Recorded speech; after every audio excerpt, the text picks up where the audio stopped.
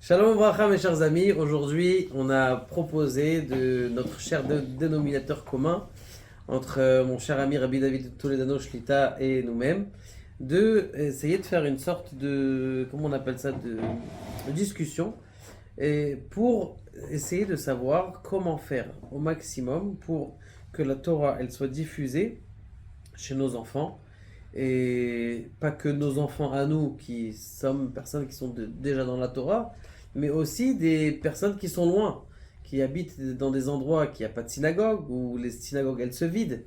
Comment faire justement pour que on puisse arriver à qui est sûr de garder le judaïsme. Surtout que si on regarde aujourd'hui, on voit que 7 mariages sur 10 en France, en Amérique, en Russie, encore pire, eh bien, ce sont des mariages mixtes. Donc, où est-ce que va le judaïsme? Et est-ce qu'on peut faire quelque chose? Qu'est-ce que tu nous dis, Rabbi David? T'as une idée? C'est vrai qu'on arrive dans la dernière génération là. Avant la Géoula, on descend dans les profondeurs. On arrive dans une situation où l'interdit devient un permis, le permis devient assourd. Et c'est vrai qu'on est avec des jeunes, pour préciser, on travaille ensemble avec des jeunes, ici à Ashdod, une trentaine de jeunes. C'est des cours de. Un mot sur deux, c'est des insultes. Ils sortent du cannabis en plein milieu. Enfin, c'est dur, quoi. C'est une génération qui est dure. On essaie de placer des histoires, de l'étude de Torah. C'est pas comme à l'époque. À l'époque, il y avait une certaine attention, il y avait une certaine écoute. Là, il n'y a plus rien. On est en mode. On parle avec des. Il faut parler avec la Neshama directement, quoi. Le corps, il est plus là. Donc, la question, peut-être, c'est vrai, de savoir comment faire maintenant aujourd'hui. Cette génération, c'est sûr qu'Hachem, il a donné la solution. La question, c'est laquelle? Et tu veux que je te dise, il y a aujourd'hui ce qu'on appelle l'intelligence artificielle. C'est pire encore, ça veut dire que c'est quoi l'intelligence? Parce qu'il y a plein de gens qui savent pas en vrai. La IA, on avait fait une fois un cours sur ça, mais l'intelligence artificielle, c'est que en vérité, quand tu regardes sur Internet, d'ailleurs aujourd'hui ils ont sorti les Israéliens, ils ont sorti une table pour les docteurs qui est intégrée à l'intérieur l'intelligence artificielle. Ça veut dire que il va pouvoir voir, parce qu'aujourd'hui un docteur, il sait très bien que s'il n'a pas Internet, avec toutes les nouvelles maladies, les nouveaux problèmes qu'il y a, eh bien, il a sur le côté la possibilité de demander donc à tous les colloques médecins et à l'intelligence artificielle de savoir est-ce que ça veut dire quelque chose. Et c'est une intelligence artificielle.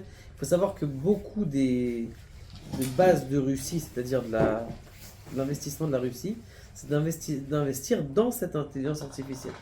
Maintenant, ce qui se passe, c'est qu'en plus, l'intelligence artificielle, elle devient accès à tous. Donc du coup, demain, tu vas dire à ton téléphone, fais-moi un cours de Torah sur, je sais pas moi, Moshe, Avraham, et il peut te faire un cours extraordinaire. Donc du coup, est-ce que c'est possible? Est-ce que c'est possible, tu crois que les rabbinim, ils vont passer outre? Et du coup, le type, il va avoir une question, ce qui m'est arrivé combien de fois? Rav, j'ai vu dans internet que ma femme était interdite pendant plus que. Oui, mais c'est pas dans internet qu'on apprend ça. Viens, demande la question. Quel aïe au mikvé ce soir? Et quel rapport avec la. Et est-ce que tu penses qu'on peut passer à cause de ça, l'intelligence artificielle serait capable de faire quelque chose comme ça? Ah ouais, c'est clair qu'on va en rater pas mal. Mais, la question de savoir s'ils sont pas, si on peut les décoincer de là-bas. Avant de savoir si on peut influencer, s'ils sont pas enfermés dans cette bulle, quoi, dans cette clipa, quoi. Savoir qu'est-ce qu'on peut, est-ce qu'on peut parler avec eux, Birchal. Le mec, il est dans Google, il est dans Facebook. Il n'y a même pas d'interlocuteur. Moi, je pense, est-ce que s'il est déjà dans Google, peut-être qu'on devrait rentrer dans Google et aller le chercher là-bas. Ça veut dire qu'on devrait arrêter de faire des cours, pas arrêter, mais en tout cas, faire des cours qui sont. Continuer à faire des cours où on est présent. Et aussi passer par Internet et BMet. C'est ça. Est-ce que la question, c'est d'aller les chercher là-bas, de descendre, ou de les élever? Ça veut dire quoi de les élever? Les sortir de là-bas. Voilà, par exemple, toi et moi, aujourd'hui, on a un téléphone, il n'y a pas Internet. Bon, on est heureux comme ça. Bon, les gens, le jour j'étais au restaurant, il y avait un couple. Ils se parlaient par WhatsApp. Ils étaient l'un face à l'autre. Ils étaient sur WhatsApp. Tout le repas. Ils ont C'est posé. sûr qu'ils se parlent ensemble? Je sais pas s'ils se parlaient ensemble, mais ils étaient sur WhatsApp. J'ai vu un papa avec ses 3 enfants derrière, il était sur WhatsApp. Et derrière, les 3 enfants, ils suivaient. Il n'y a même plus de lien. C'est-à-dire, c'est tout interactif aujourd'hui. Est-ce que c'est pas leur rendre service de les sortir de là-bas? Ou sinon, sinon non, c'est mort. Il n'y a rien à faire. Il faut descendre et envoyer des cours sur Internet et aller chercher là-bas dans leur tactique, quoi, dans leur politique. Le problème, c'est que envoyer des cours sur Internet, puisque nous, on n'a pas Internet. Mon Baruch Hashem, il y a des gens qui veulent diffuser. Il y a des gens qui sont loin, on voit Baruch Hashem qui a des vues qui viennent des fois du Congo, des vues qui viennent, je sais pas, de personnes, de plein de monde dans le monde. C'est à eux d'aller demander regardez cette histoire extraordinaire. Une histoire que j'ai écoutée extraordinaire sur la Shoah. Tu vas voir, c'est une histoire magnifique, tu vas la raconter aussi. Il y avait, à la fin de la guerre, ils n'avaient plus de gaz pour tuer les Juifs. Ils n'avaient plus de balles pour tuer les Juifs. Ils ne savaient pas quoi faire avec cette Srora Amal.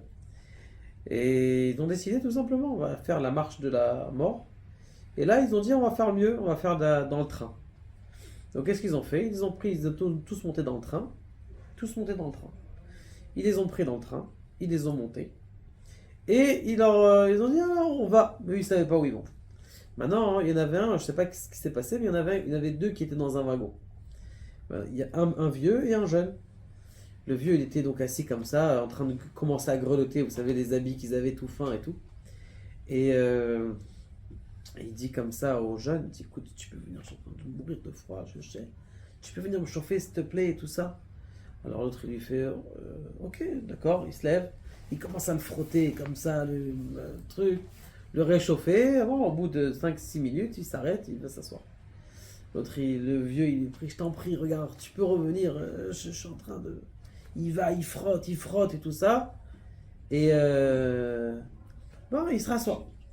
Encore une fois, il se dit, je t'en prie, je suis en train de geler, s'il te plaît, tu peux... Et comme ça, pendant toutes les 4 heures de train, il s'allève, il s'assoit, il se lève, il s'assoit, il s'allève, il s'assoit. Ils arrivent au bout des 4 heures de train. Et le train, il s'arrête. Ils demandent les Allemands à tout le monde de descendre. Bien sûr, ils ont compris qu'il n'y a personne qui descend. Ils sont tous morts de froid. Il y avait 2000 personnes dans les trains. Ils sont tous les 2000, sauf 2. C'était qui les 2?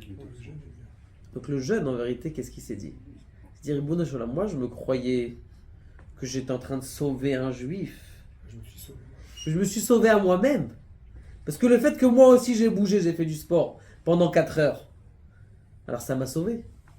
Donc les gens, des fois, on se pose la question, on se dit, ah, tu vas bien, on va essayer de sauver, ou on va essayer d'envoyer des cours, ou on va essayer de... Mais des faits, le fait d'envoyer un cours, par exemple, on a fait un cours, Baruch Hashem, ça a renforcé quelqu'un. La personne qui est là, qui dit, moi je reçois comme ça. Peut-être qu'en vérité, en prenant un cours et dire, tiens, là ma tante, ma vieille tante, il y a 18 ans, qui habite dans la Moselle, dans le je sais pas où, et dans la Meurthe-et-Moselle. Je sais pas s'ils sont encore vivants là-bas, Meurthe-et-Moselle. Et ils sont là-bas, d'accord, et elle lui a envoyé un message, elle a écouté un cours, elle a entendu, elle a envoyé un, tu sais même pas où ça peut arriver, ça peut faire tchouva des gens, des fois en plein milieu de la France. Plein milieu de la France, quand on parle de la France, des fois il y a des cours, je sais qu'il y a quelqu'un qui nous appelle, à chaque fois, de Miami, tous les gens disent, ah, j'écoute vos cours, ah bon, t'écoutes, sympa, intéressant. Et en vérité, qui tu renforces? C'est pas l'autre que tu renforces, c'est toi-même que tu te renforces. C'est toi en train de réchauffer l'autre, mais tu es toi-même en train de te sauver en vérité. Donc on ne sait même pas. Il dit le Zohar Kadosh, extraordinaire. Il dit que celui qui fait faire tchouva à quelqu'un, eh bien il peut rentrer dans 70 olamot, 70 mondes qui ne sont pas réservés que à ces personnes-là. Pire encore, il dit que si quelqu'un, il savait combien est-ce que c'était de faire tchouva à quelqu'un, eh bien il serait en train de courir après les gens pour aller leur faire tchouva. Qu'est-ce que tu as à dire sur ça? Ouais, il se met à courir alors. J'ai vu dans le Chovat Alevavot, il ramène, tu connais ce Mahama aussi, il ramène dans le Chovat Alevavot, il dit que la plus haute madriga, le plus haut niveau, c'est d'aider les autres à se rapprocher d'Hachem. Pas parce qu'il dit, nous on est limité. Comment tu vas arriver? Tu peux arriver à être un ange, à être, on est limité. Donc c'est-à-dire dans notre potentiel à nous, on peut arriver à un certain niveau. Par contre, si on fait passer aussi quelqu'un qui est à moins 30, on le fait passer à moins 20, et un autre de moins 20 à 10, et là, on arrive à ce que nous, on est bloqué au 50e niveau, par exemple, on arrive à peine au 51e, là-bas, on a fait 20 niveaux, et là-bas 30 niveaux, et là-bas 50. Il dit que c'est le plus haut niveau, c'est d'arriver au Zikouï Arabim, d'aider les gens à se rapprocher d'Hachem, plus que ce que tu peux arriver dans ce monde-là. Un mec qui fait tchouva, combien de... Voilà, ces jeunes-là.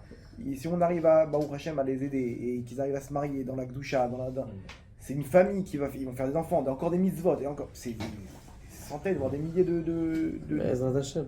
de personnes. Bezrat Hashem. Et j'ai vu ce Inyan comment il s'appelle c'était qui le Chovat Alevavot. Et je l'appelle Rabbeinu Bechaye parce que dans la Torah il dit comme ça, il dit que quelqu'un en faisant du Zikouï Arabim, en diffusant la Torah, eh bien il peut arriver jusqu'à la Ma'ala que les Nevi'im, c'est quoi les Nevi'im? C'est les prophètes, Zecharia, Malachi, Ishaya, Isaïe, et eux ils sont pas arrivés, nous on peut arriver à faire ça. En plus aujourd'hui c'est quoi? C'est copier-coller. Il dit pire encore, le Rabbeinu Bechaye dans le Sha'ar HaBitachon, tu m'as rappelé de ça grâce à toi. Il dit pourquoi est-ce qu'aujourd'hui il y a plein de l'homme des Torah, des gens qui étudient la Torah qui n'ont pas de quoi manger.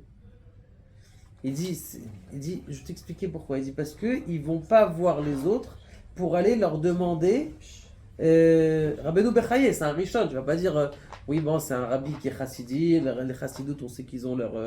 Non. D'abord, on aime très bien les chassidim, on les adore, mais en plus de ça, on est nous-mêmes chassides, mais en plus de ça, c'est un Rishon, ça veut dire que tout le monde est censé être de l'époque de Rashi, de l'époque de Rabbeinu Bechaye qui dit ça. Ce que tu as, je trouve, qui est extraordinaire dans les Midrashiyot, d'ailleurs tu disais que tu travailles beaucoup plus de moi, depuis longtemps que moi, c'est l'amour que tu leur donnes. L'amour que tu leur donnes, c'est ça qu'ils viennent en vérité, parce que pour écouter le cours, comme tu dis, ils préfèrent être dans leur cigarette, mais l'amour que tu leur donnes, ou qu'on essaye de leur donner en tout cas, c'est peut-être ça qui les approche. Qu'il ne doit pas avoir dans l'intelligence artificielle. Exactement.